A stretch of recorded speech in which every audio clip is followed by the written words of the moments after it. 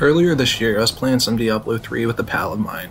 He was very upbeat, more so than usual. He's usually a very monotone kind of guy.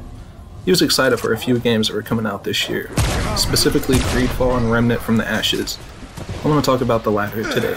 Remnant from the Ashes is a third-person shooter in the vein of a Souls game.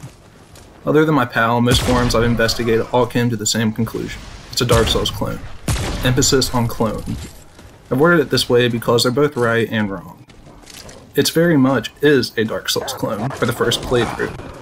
You see, Remnant is randomly generated. World and dungeon layouts along with some bosses are different depending on what role you get. For instance, I got Singe as the Earth World boss 3 times in a row before getting Int, which is the other Earth World boss. Each boss drops specific material which makes special weapons or weapon mods. You also find rings and amulets within the worlds that give you buffs. You also have skill points or traits as they're called in Remnant that give permanent buffs. After 1 or 2 playthroughs, your build you're trying to obtain is practically built. That's when the game stops being a Dark Souls clone and becomes a thrilling third-person shooter. Once you get the rhythm down, the gameplay loop consisting of running, shooting, and looting will fully enthrall you.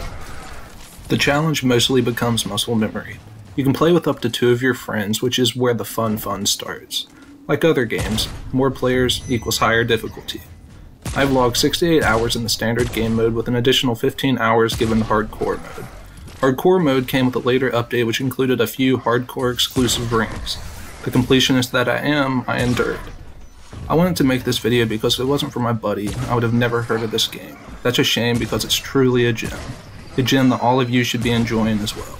Once you get the hang of things, it's one of those kick your feet up after work kind of games that you'll lose hours in. Also, a roadmap was announced earlier this year. The spring update is coming next year with a few extra dungeons and bosses. The following fall will have a top secret update according to Gunfire Games, most likely including a new world, gear, bosses, etc. I'm happy to say a previously unknown game has become one of my favorite games of 2019, and I hope whoever watches this gives it an honest shot.